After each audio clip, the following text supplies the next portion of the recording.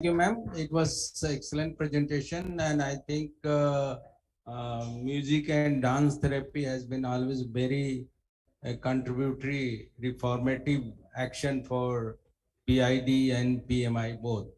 And we have been experiencing in Manobikas and during COVID period also a large number of sessions and such therapy has been used, which is very useful. So thank you, ma'am. Now I will request Mrs. M.S. Kiran R. Binkar, Bishop College, Nagpur. The topic is psychogenic needs of adult with disability. PPT, please.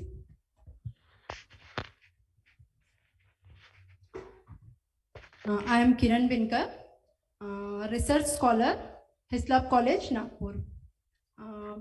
Thank you, organizer, for the opportunity given. Before start my presentation, I want to thank all the persons with locomotor disability to cooperate in my study.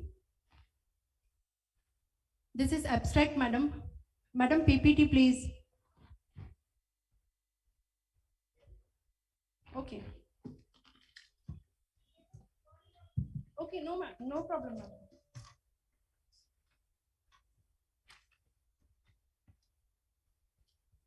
I want to start with rationale actually. Rationale behind my study is people with disability also have needs like any other human being. But most of the situation, the needs of person with disability is go unmet. Means they are not gratified, not satisfied. Parents, professionals are also not able to understand it, which may lead to frustration and sometimes it may exhibit in violent behavior. My study attempts to explore the needs, basically it is psychogenic needs of person with locomotor disability so that their personality functioning can be better understood. Considering their needs and appropriately intervening them, it will play a greater role in successful adaptation to the society. Purpose of my study was to find out the different types of psychogenic needs of adults with locomotor disability.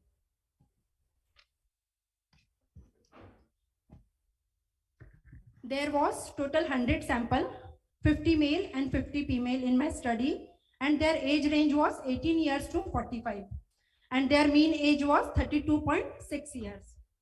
And the data was collected from Nagpur district. And I used tool thematic perception test, Indian adaptation by Dr. Uma Chaudhary. I included in my research adults with locomotor disability from rural and urban area, educated and uneducated, employed and unemployed, married and unmarried. And I excluded locomotor disability associated with any other disability like intellectual disability, visual impairment, hearing impairment, etc. And also I avoided any kind of psychiatric disorder in the group. During the data collection, I didn't consider their socioeconomic status. Data analysis, its story. As many of us know that TAT is a storytelling test. Each story was interpreted using Murray's interpretation system. Each need received a score, means frequency. The frequencies were converted into percentage. The data was analyzed using SPSS and chi-square was calculated to see the significant difference between male and female. Here I want to tell you brief about TAT, very short. The TAT consists of 10 cards with scenes on them. It can be administered on age range of 10 years and above. It is based on Murray's concept of personality.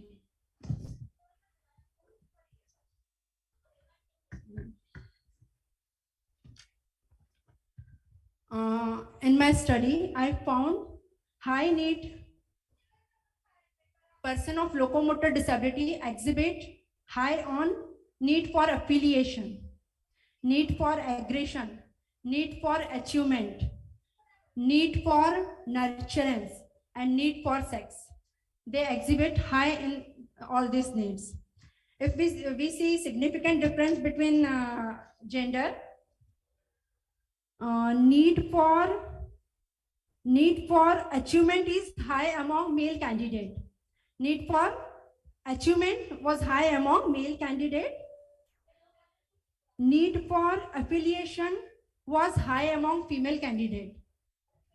We can see here that need for achievement is high among male candidate and need for affiliation was high among female candidate.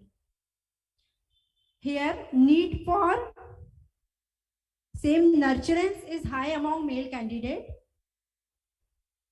Need for sentience is high among male candidate. And need for sex high among female candidates. So this was results of my study. And I want to conclude here that findings of the study reveals that there are many psychogenic needs which are hidden in adults with locomotor disability, and this result can be implicated during the rehabilitation, vocational guidance, and counseling people with locomotor disability. Thank you so much.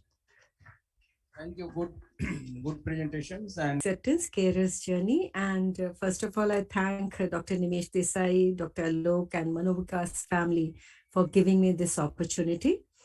And I was there in the morning. Hi, ma'am. थोड़ा सा तेज बोलना होगा. Is it now fine? Yeah. So I was there in the morning session, and the points made by all the speakers were so very valid and supportive. In fact, like self-advocacy and family support and all that.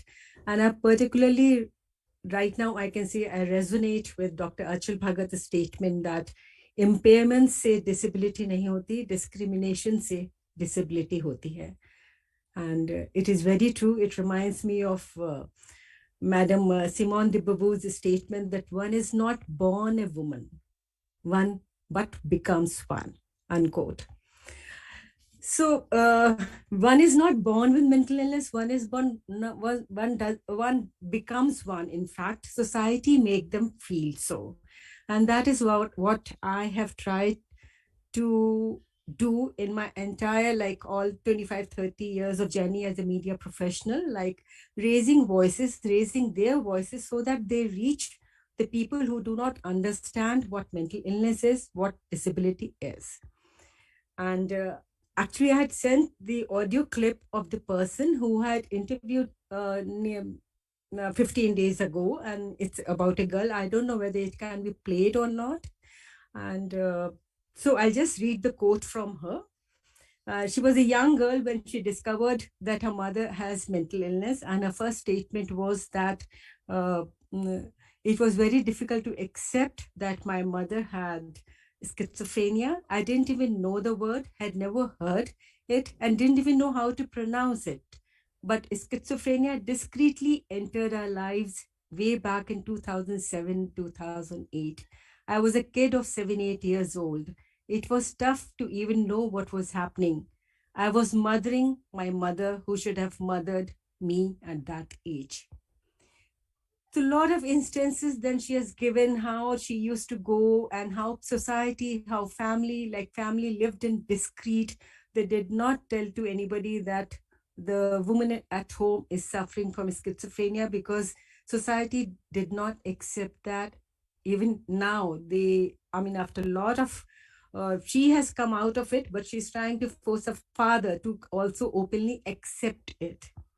The impact of childhood trauma began to, I quote her, the impact of childhood traumas began to surface at different phases in my life. I became a people pleaser. I began to pretend that everything was fine with me and my family.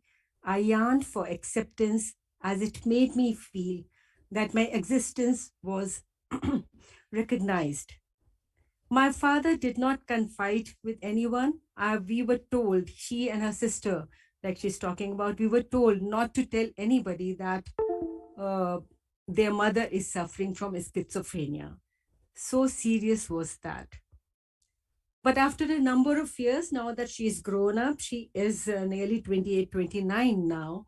She's saying acceptance is all that matters in life. And that's what I have realized after so many years. So that was one case where I felt like, yes, acceptance by her. And it was not accepted by her family, it was not accepted by her father. The entire childhood of this girl, when she was a young girl, was destroyed. Even now, now she is going medication for anxiety and depression. And it has come out, this piece is really heart touching. And I don't know whether it could be played over there or not, but I had sent an excerpt of that. The second instance that I have is about another person. And again, here the person talks about her own illness and the acceptance of it. In her family, it was her and her mother. Her mother never accepted that she has anything wrong, or the family did not accept it, but she came out of it and she accepted it that she has a problem that she needs to show to a psychiatrist. She went, she showed she's under medication, and I quote her, "I'm not ashamed to admit that I have schizophrenia. Why should I be? It's an illness of the mind, just as we have other illnesses like TB or diabetes or any other illness." Unquote. So these were the two cases which I wanted to highlight. And in both the examples, after initial doubt, they both of them accepted. It was the acceptance that made the difference in their lives. But they were labeled and asked by the family and by the near and dear ones not to share it in the society. So in this denial, a lot of time was lost. And what happens, this is a regular thing that happens in a society. I know so many people like that they do not share it and the time is lost. But the point here is that they do not share it. That is one thing. The point here is, if somebody needs help, do people come forward to help? Like just a few days back, there was WhatsApp message. It was like she was in frantically looking for some help, and I quote her WhatsApp message. Quote, "I called police, but he doesn't understand psychiatric problem. So I explained. I requested him to pass the case to Safdarjung Hospital or IBAS. He said, Madam, अब इतनी रात को कौन आएगा?" जी please हाँ, just I'm finishing it off. इतनी रात को कौन आएगा? जो होगा सो अब कल ही होगा. So these are the cases that families often live in denial. Ignorance leads families to suffer in silence. Stigma and discrimination are major factors. But more important than that is sensitizing. My question is, should sensitization of people working in the government sector, like police or insurance agencies, be not on the topmost priority? Because they make them feel disabled, or they make them feel challenged in life. They make their life difficult. That is what my question is. I strongly believe that sensitization of people working in the government services should be done. Thank you. Thank you, ma'am. It's excellent presentation and case studies, sharing of the case studies. I found it very innovative. And I feel that whatever you were suggesting last point, sensitization, I think everybody's, including armed forces, police, hospital authorities, everybody is there is a need to sensitize them on the subject. Most of the people are not aware. We have experiencing this in also when the police comes with the children who are in conflict with the law before us. They are also not very familiarized with these all issues and how the families are, why the families are not supporting and why they should be given such supports. So ma'am, it is a very valid point you have raised, and I think organizer will definitely take care, and whenever we will be organizing such programs, we will definitely look into it. Thank you, ma'am. Thank you. Now, Dr. Abhimanyu Singh, MD, Pediatric Dentistry. The topic is healthcare, special healthcare dentistry. Innovative topic, I think. Good afternoon, everyone. I'll be presenting my topic with the help of a PPT. I'll be sharing my screen now.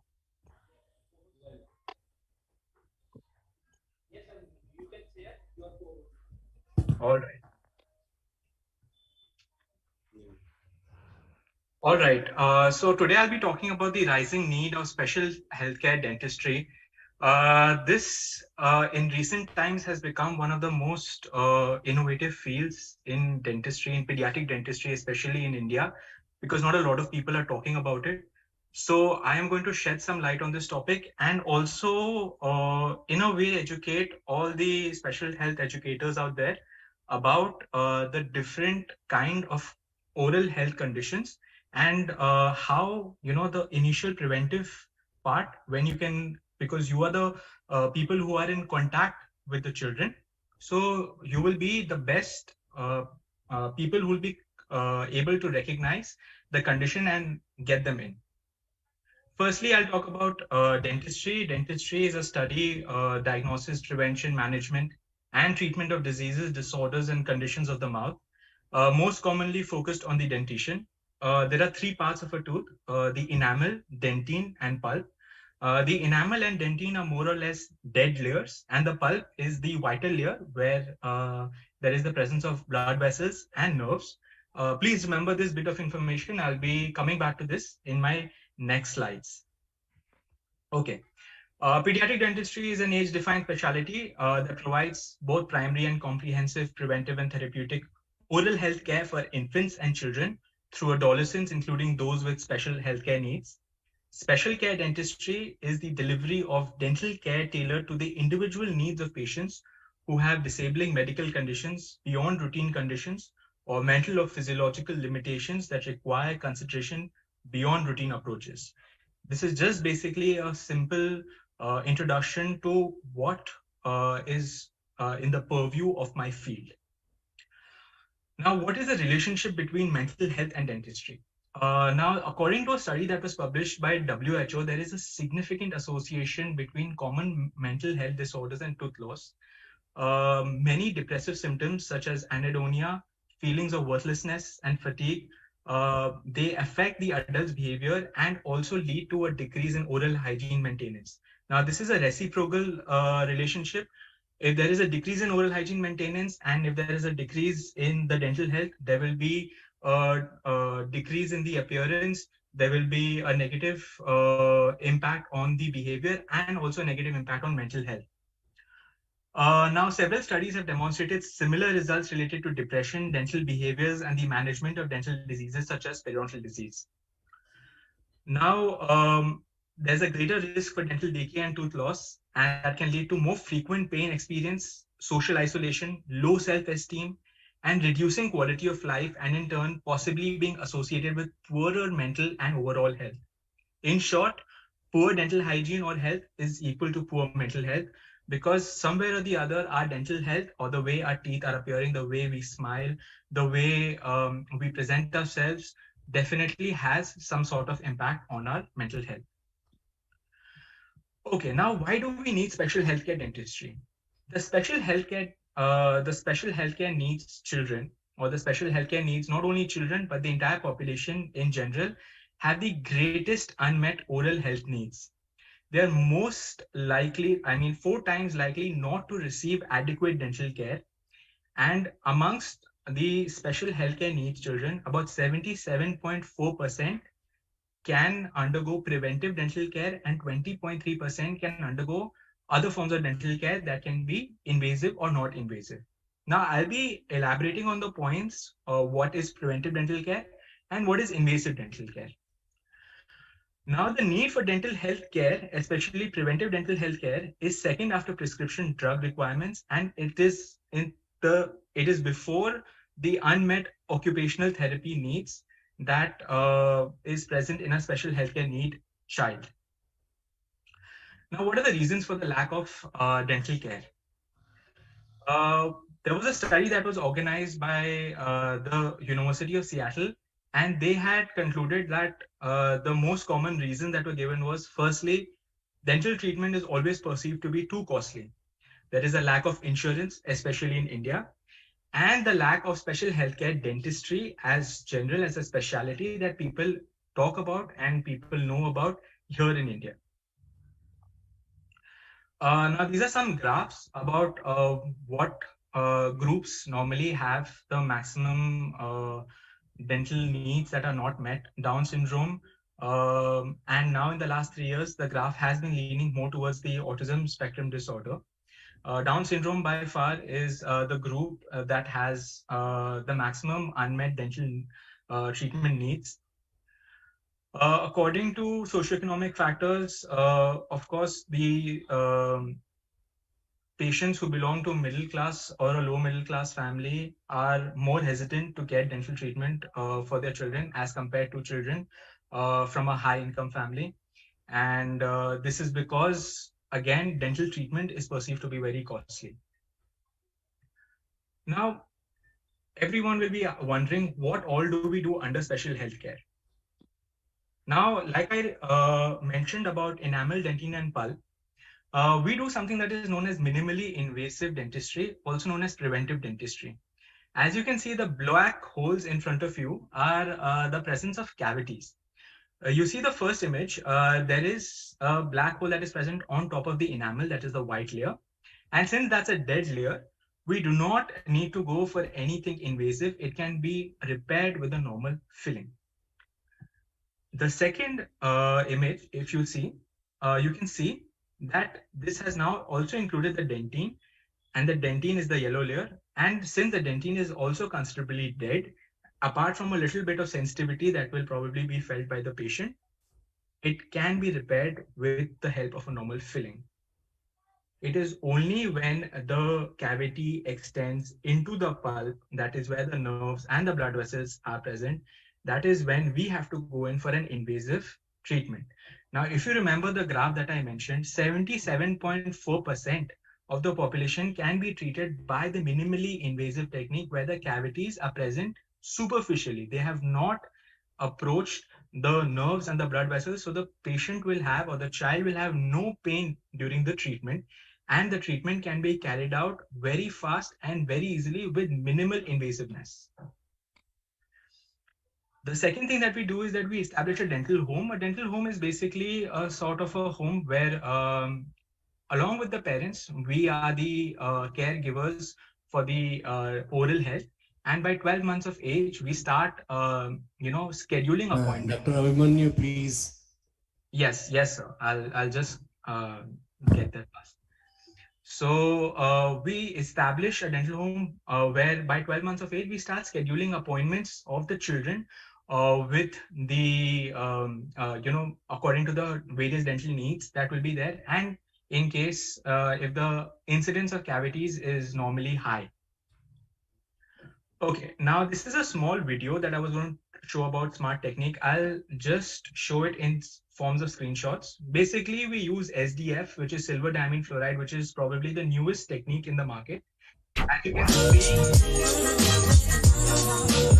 we're not doing anything invasive. It is basically a sort of a filling that is done for children, especially for special healthcare needs, since it can be done quickly within 20 seconds and has an efficiency rate of reducing cavities by almost 90%. And the only drawback is that there is a black staining on the tooth, but this can be masked with the help of a filling that we do, that is a glass ionomer cement filling.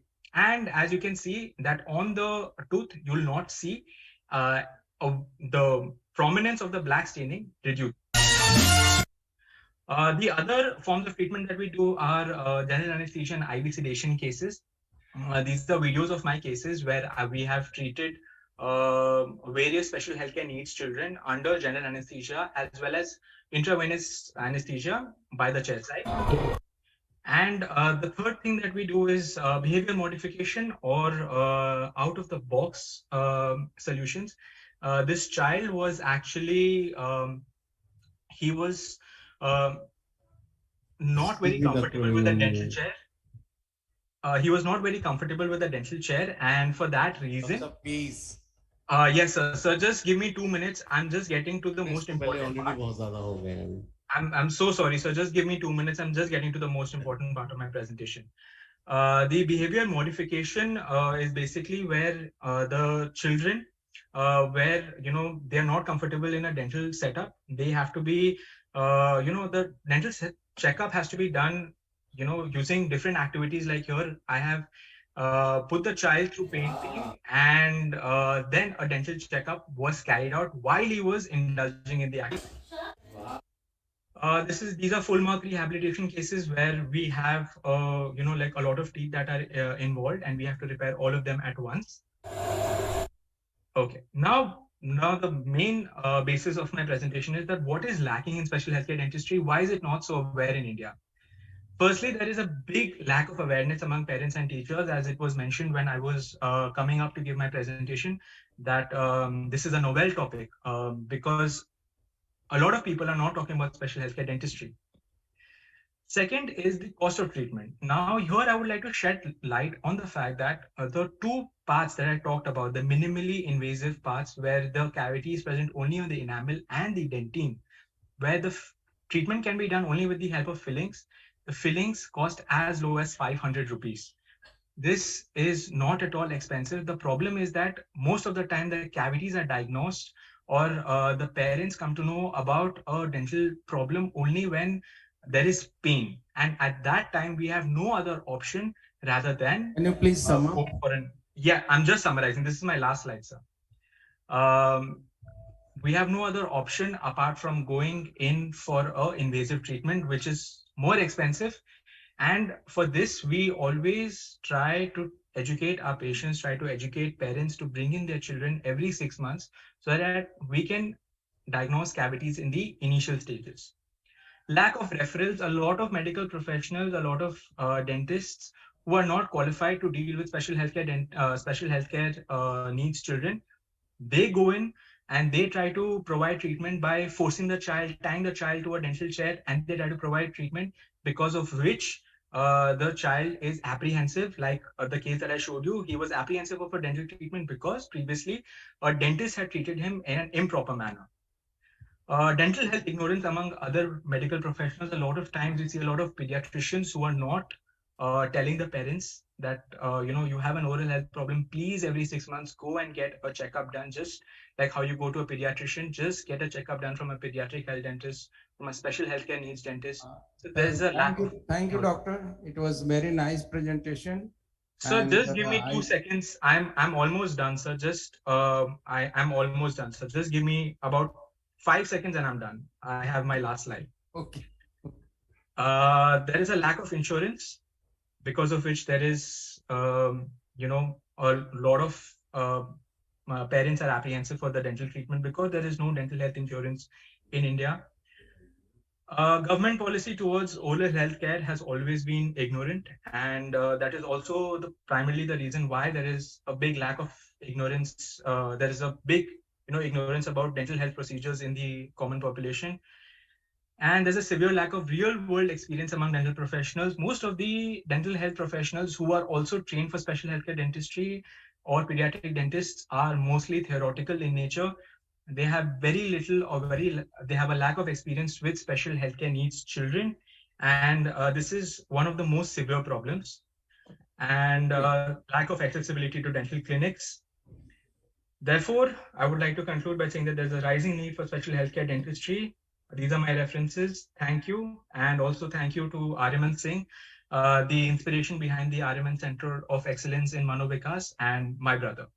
Thank you. Thank you, doctor. Thank you. It is a very nice presentation and innovative, and you have covered right from preventive to curative to already post follow-up. It was a good presentation and new presentation. Thank you, sir. Thank you very much. Now I will request Dr. Y. Ramakrishnan, the lecturer TCTBH Secunderabad, The topic is education for all. Are you online? है?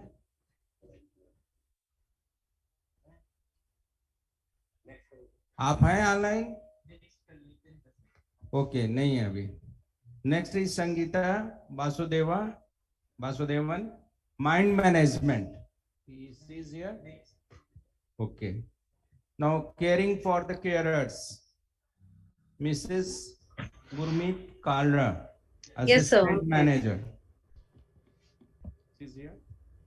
Yes, sir. Carry on. Thank you so much, sir, for giving me this opportunity. I'll like to share my screen. You are co-host, you can share, but Thank keep you so much, sir. time in your mind. Sure, sir.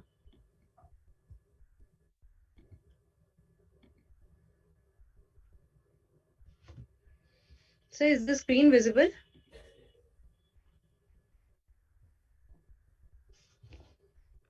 So I would like to speak about caring for caregivers.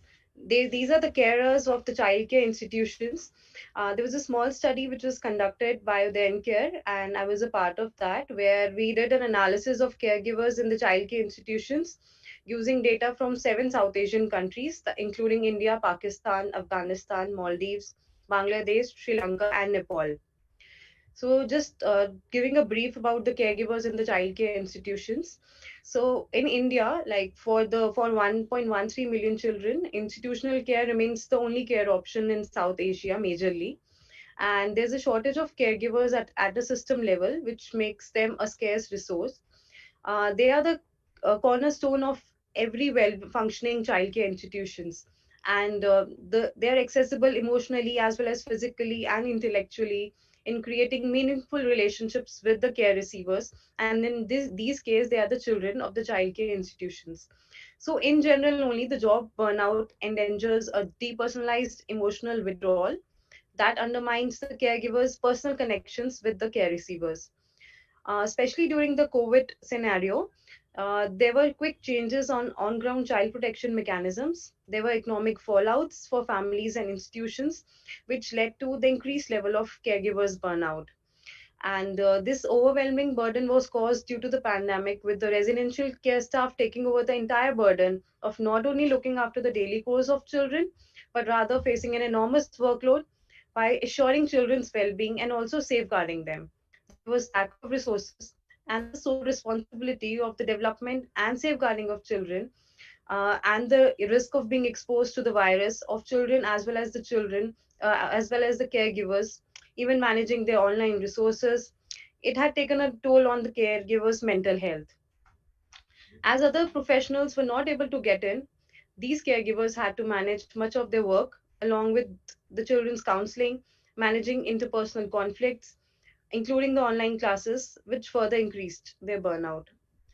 So there had been studies which reported that there's higher rates of substance use, anxiety, depression, suicide, and poor life satisfaction among caregivers who are living up in childcare institutions because they are there 24 hours as compared to other general populations.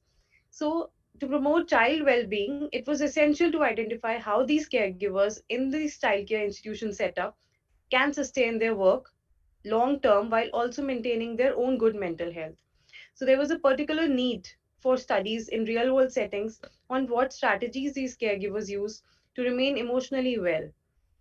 So we had to we determine the mental health status of these caregivers across these South Asian countries, the change and adaptation of behaviors. The entire paper is published and is available. I'll share the link soon. So there were various independent variables which were taken into consideration. So we found that even though a majority of these caregivers showed good mental health and physical health, but around 13% of them showed poor physical health and 17% had poor mental health. So female caregivers reported of cases including frustration, aggression, lack of concentration, and these male caregivers had more prevalence of fatigue and stress. So they had self-esteem issues, symptomatic depression, which was very prevalent to a great extent in many caregivers across these countries, where informal support group.